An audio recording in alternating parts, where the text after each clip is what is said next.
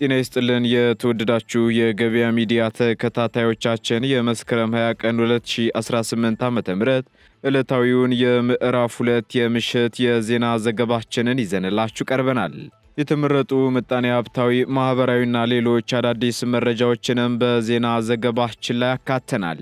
አብራችሁን እንድትቆዩ እየጋበዝን በቅድሚያም አርዕስቶችን። ግብጽ በኢትዮጵያ ላይ ሌላ ክስ ለማቅረብ ወደ ዓለም አቀፉ የፍትህ ፍርድ ቤት ለመሄድ ማቀዷ ተገለጸም። ኢትዮጵያም በበኩሏ ምላሿን ሰጥታለች ተብሏል። የምትሰሙት መረጃችን ነው። ከባለስልጣን መስሪያ ቤቱ ከባድ ማስጠንቀቂያ ተላለፈ። በተላለፈው ማስጠንቀቂያም በርካታ ጉዳዮች ተነስተዋል። በዝርዝር የምናደርሳችሁ ይሆናል። ከኢሚግሬሽንና ዜግነት አገልግሎት የተሰማ አዲስና አነጋጋሪ መረጃ አለ። ከምናደርሳችሁ መረጃዎቻችን መካከል ይገኝበታል። የመኖሪያ ቤት ልማትን በተመለከተ ከኮርፖሬሽኑ የተሰማ አዲስ መረጃ አለ። የምናጋራችሁ ይሆናል። የተወደዳችሁ የገበያ ሚዲያ ተከታታዮቻችን እነዚህንና ሌሎች ኢኮኖሚያዊና ማህበራዊ መረጃዎቻችንን ይዘንላችሁ ቀርበናል።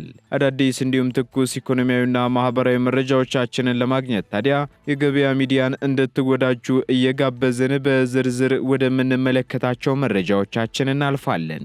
በጥንታዊነቷ የምትታወቀው ለገሃር አሁን አዲስ መልክ ይዛ እየዘመነች ትገኛለች። የሚፈልጉትን ነገር ሁሉ አንድ እርምጃ ርቀት ላይ በሚያገኙበት ለገሃር ዘመናዊ የሪል ስቴት መንደር በጊፍት ሪል ስቴት እየተገነባ ነው። 85,000 ካሬ ላይ ያረፈው ይህ መንደር ከትምህርት ቤት ጀምሮ የሕክምና ማዕከል፣ የመዝናኛ ስፍራ፣ ስፖርት ማዕከል፣ ስፓ እንዲሁም የሲኒማ አገልግሎት የሚሰጥ ቢዝነስ ሴንተር በውስጡ የያዘ ነው። ከባለ 1 እስከ ባለ 3 መኝታ አፓርትመንቶችና የንግድ ሱቆችን ለሽያጭ አቅርበናል። የቤት ባለቤት ብቻ ሳይሆን የወደፊት ትልቅ ኢንቨስትመንት ባለቤት ለመሆን ጊዜው አሁን ነው። ከመስከረም 29 ጀምሮ በሚካሄደው የሽያጭ መርሃ ግብራችን ላይ ለመሳተፍና ሳይት ለመጎብኘት እንዲሁም ለመመዝገብ በ0930 71 1695 ይደውሉ። ይምጡና የዚህ ውብ መንደር ባለቤትና አካል ይሁኑ። ጊፍት ሪል ስቴት።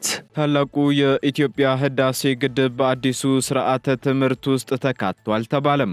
የትምህርት ሚኒስቴር አዲሱ ስርዓተ ትምህርት ታላቁ የኢትዮጵያ ህዳሴ ግድብን የተመለከቱ በርካታ ምዕራፎችን አካቷል ሲል አስታውቋል። በዚህም የግድቡ መመረቅ የታሪክ ትምህርትን ከፖለቲካዊ ትርክት ወደ ማህበረ ኢኮኖሚያዊ ይዘት እንዲቀይር አድርጎታል ሲሉ በሚኒስቴሩ የማህበራዊ ሳይንስ ስርዓተ ትምህርት ማበልጸጊያ መሪ ስራ አስፈጻሚ ኡመር ኢማም ተናግረዋል። በዚሁ መሰረት አዲሱ ስርዓተ ትምህርትም ግድቡን የተመለከቱ በርካታ ምዕራፎችና ንዑስ ምዕራፎችን ማካተቱን አመላክተዋል። የህዳሴ ግድቡ አጠቃላይ ሁኔታ በስርዓተ ትምህርት ውስጥ መካተት ሉዓላዊነትን የሚያረጋግጥና የሀገር ፍቅርን የሚያሰርጽ ነው ሲሉም አክለዋል። በተጨማሪም ስለ ግድቡ አጠቃላይ ሁኔታ ህፃናትና ታዳጊዎች መማራቸው ብሔራዊ ኩራትና ለተጨማሪ ስራ ተነሳሽነትን የሚፈጥር መሆኑንም ጠቁመዋል። ኢትዮጵያ በዓለም መድረክ ስሟ ሲጠራ ሰንደቅ ዓላማዋና ብሔራዊ መዝሙሯ አብረው እንደሚስተጋቡት ሁሉ ህዳሴ ግድብም ብሔራዊ አርማ እንዲሆን ለማድረግ በትምህርት ስርዓቱ ውስጥ እየተሰራ ነው ብለዋል።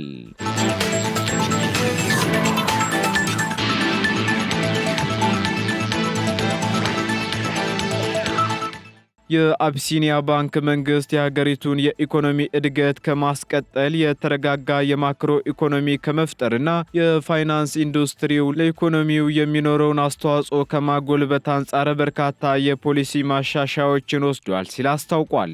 ባንኩ ይህን ያስታወቀው የባለ አክሲዮኖቹ 29ኛ መደበኛና 16ኛ አስቸኳይ ጠቅላላ ጉባኤውን ባካሄደበት ወቅት ሲሆን ባለፈው የሂሳብ ዓመት አጠቃላይ ገቢው 39.1 ቢሊዮን ብር መድረሱን እንዲሁም አጠቃላይ ሀብቱ ደግሞ 286.2 ቢሊዮን ብር መሆኑን አስታውቋል። በተጨማሪም በፈረንጆቹ 2024 እና 25 ሂሳብ ዓመት የ10.1 ቢሊዮን ብር ያልተጣራ ትርፍ ማግኘቱን ያስታወቀው አቢሲኒያ ባንክ ለመንግስት መከፈል ያለበት የትርፍ ግብር ከቀነሰ በኋላ ደግሞ የተጣራ ከ7 ቢሊዮን ብር በላይ ማግኘቱንም እንዲሁ ገልጿል። እንዲሁም በተጠናቀቀው በጀት ዓመት የባንኩ አጠቃላይ ካፒታል ደግሞ ወደ 28.8 ቢሊዮን ብር ከፍ ማለቱ የተገለጸ ሲሆን ይህም ካለፈው ዓመት ተመሳሳይ ወቅት ከነበረው ጋር ሲነጻጸር የ5.7 ቢሊዮን ብር ወይንም የ24.4% እድገት አለው ተብሏል።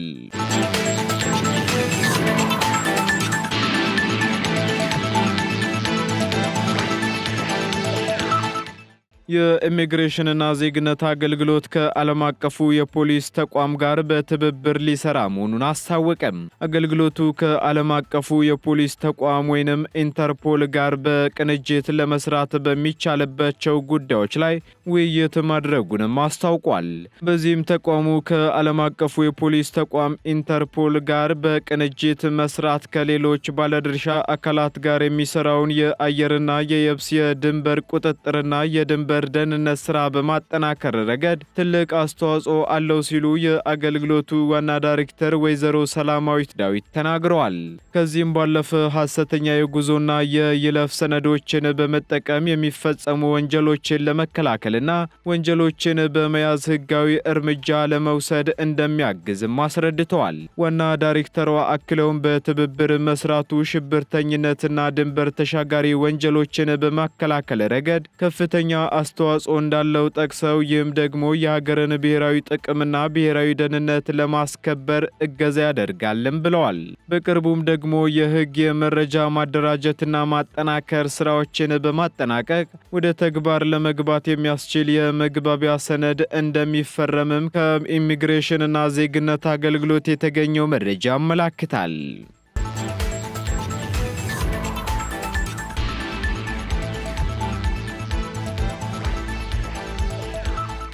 ግብጽ ኢትዮጵያ በተፋሰሱ የሚኖሩ የሚሊዮኖችን ህይወት አደጋ ላይ ስለጣለች ጉዳዩን ወደ ዓለም አቀፉ የፍትህ ፍርድ ቤት ወስደዋለሁ ማለቷ ተገለጸም።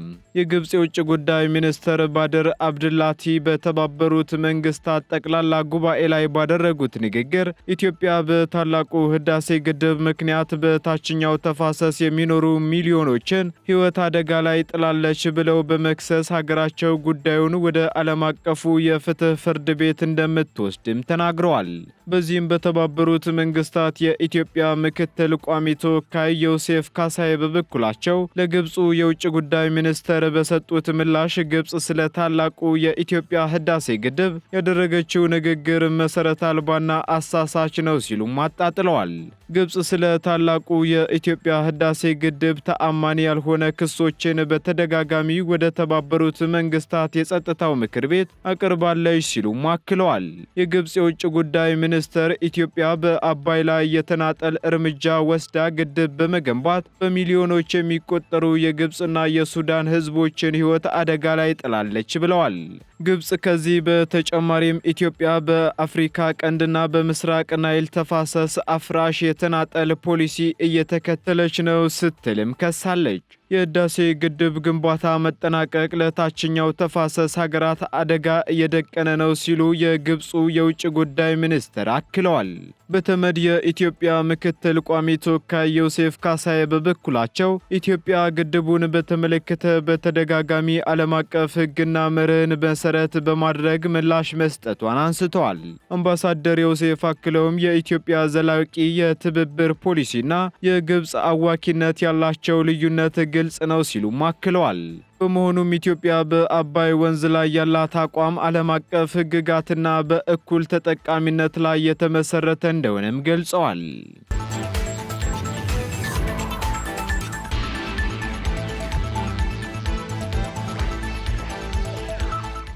ከባለስልጣኑ ከባድ ማስጠንቀቂያ ተላለፈም። የአዲስ አበባ ደንብ ማስከበር ባለስልጣን በትምህርት ቤቶች አካባቢ አዋኪ ድርጊቶችን የሚፈጽሙ አካላት ከድርጊታቸው እንዲቆጠቡ ሲል አስጠንቅቋል።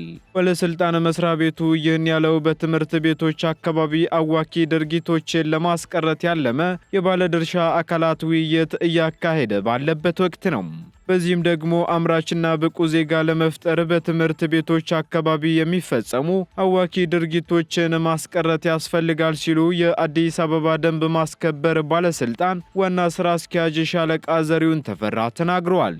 ውይይቱም አዋኪ ተግባራት በትምህርት ቤቶች ምን አይነት ጉዳት እንዳላቸው ግንዛቤ ለመፍጠር የተደረገ መሆኑን ገልጸው ባለስልጣኑም ተማሪዎች ትምህርት ቤቶች አካባቢ የተለያዩ ሱስ የሚያስይዙና ያልተገቡ ቪዲዮዎችን ለማስቀረት ከባለድርሻ አካላት ጋር እየሰራ እንደሚገኝ አብራርተዋል። በተጨማሪም በትምህርት ቤቶች አካባቢ ጫት፣ ሺሻ፣ መጠጥ፣ ቁማር ቤቶች እንዲሁም ፔንሲዮኖችን የሚከፍቱ አካላት መኖራቸውን የገለጹት ስራ አስኪያጁ ይህን እኩይ ተግባር ሆን ብለው የሚፈጽሙ አካላት ከድርጊታቸው እንዲቆጠቡም አሳስበዋል።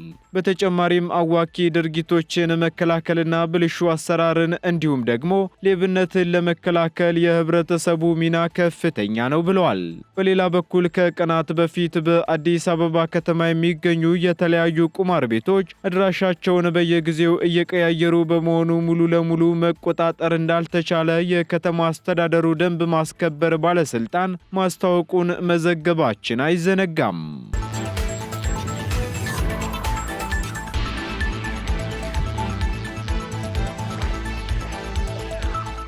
የመኖሪያ ቤት ልማትን ያሳድጋሉ የተባሉ አዳዲስ የግንባታ ማሽኖችና ተሽከርካሪዎች ወደ ሥራ መግባታቸው ተገለጸ።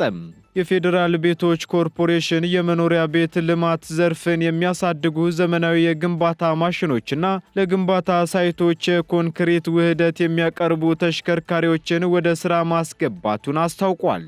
በዚህም የግንባታ ማሽኖችና የግብአት ማቅረቢያ ተሽከርካሪዎችን ወደ ሥራ መግባትን አስመልክተው ማብራሪያ የሰጡት የኮርፖሬሽኑ ዋና ሥራ አስፈጻሚ አቶ ረሻድ ከማል ኮርፖሬሽኑ በተያዘው በጀት ዓመት ለሚያስጀምረው ግዙፍ የቤት ልማት መርሃ ግብር የቅድመ ዝግጅት ሥራ መጠናቀቁን ተናግረዋል። በሌላ በኩል ከአልሙኒየም ፎረም ቴክኖሎጂና ፕሪካስት ቴክኖሎጂ በተጨማሪ የስሪዲ ፕሪንት የግንባታ ቴክኖሎጂን ለማስጀመር የሚያስችሉ ስራዎች እየተከናወኑ መሆኑን ስራ አስፈጻሚው ጠቁመዋል። የኮንክሪት ውህደት አቅራቢ ተሽከርካሪዎቹ ደግሞ ከኮርፖሬሽኑ ፕሮጀክት በተጨማሪ ጥራት ያለው ግብአት ለገበያ የማቅረብ አገልግሎት የሚያከናውኑ ይሆናልም ተብሏል። በተጨማሪም የግንባታ ማሽኖች ወደ ስራ መግባት ኮርፖሬሽኑ በቀጣይ ለሚያከናውናቸው ግዙፍ የቤት ልማት መርሃ ግብሮች ትልቅ አቅም እንደሚሆኑም ከፌዴራል ቤቶች ኮርፖሬሽን የተገኘው መረጃ ያመላክታል።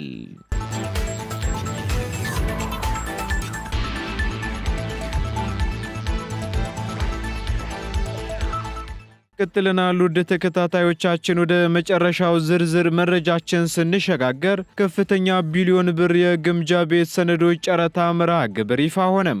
የገንዘብ ሚኒስቴር እንደ አውሮፓውያን አቆጣጠር በ2025 የመጨረሻ ሩብ ዓመት የሚያካሂደውን ጠንካራ የግምጃ ቤት ሰነዶች የጨረታ መርሃ ግብር ይፋ ማድረጉን አስታውቋል።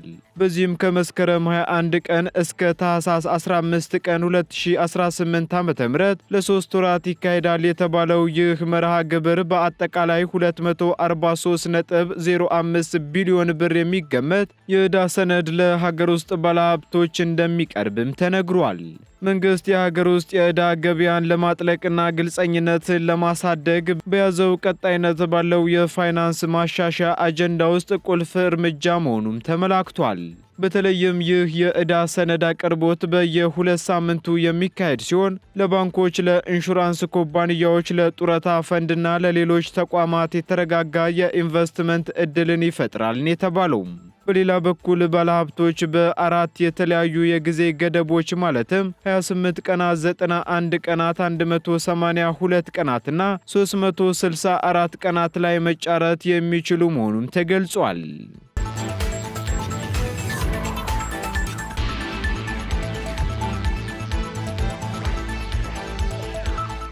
የተወደዳችሁ የገበያ ሚዲያ ተከታታዮቻችን ለምዕራፍ 2 ያዝንላችሁ ኢኮኖሚያዊና ማህበራዊ መረጃዎቻችን እነዚህን ይመስሉ ነበር። አዳዲስ እንዲሁም ትኩስ ኢኮኖሚያዊና ማህበራዊ መረጃዎቻችንን ለማግኘት ታዲያ የገበያ ሚዲያን እንድትወዳጁ እንጋብዛለን። ሰናይ ጊዜን ተመኘን። በጥንታዊነቷ የምትታወቀው ለገሃር አሁን አዲስ መልክ ይዛ እየዘመነች ትገኛለች። የሚፈልጉትን ነገር ሁሉ አንድ እርምጃ ርቀት ላይ በሚያገኙበት ለገሃር ዘመናዊ የሪል ስቴት መንደር በጊፍት ሪል ስቴት እየተገነባ ነው። 85000 ካሬ ላይ ያረፈው ይህ መንደር ከትምህርት ቤት ጀምሮ የሕክምና ማዕከል፣ የመዝናኛ ስፍራ፣ ስፖርት ማዕከል፣ ስፓ እንዲሁም የሲኒማ አገልግሎት የሚሰጥ ቢዝነስ ሴንተር በውስጡ የያዘ ነው። ከባለ 1 እስከ ባለ 3 መኝታ አፓርትመንቶችና የንግድ ሱቆችን ለሽያጭ አቅርበናል። የቤት ባለቤት ብቻ ሳይሆን የወደፊት ትልቅ ኢንቨስትመንት ባለቤት ለመሆን ጊዜው አሁን ነው። ከመስከረም 29 ጀምሮ በሚካሄደው የሽያጭ መርሃ ግብራችን ላይ ለመሳተፍና ሳይት ለመጎብኘት እንዲሁም ለመመዝገብ በ0930 71 1695 ይደውሉ። ይምጡና የዚህ ውብ መንደር ባለቤትና አካል ይሁኑ። ጊፍት ሪል ስቴት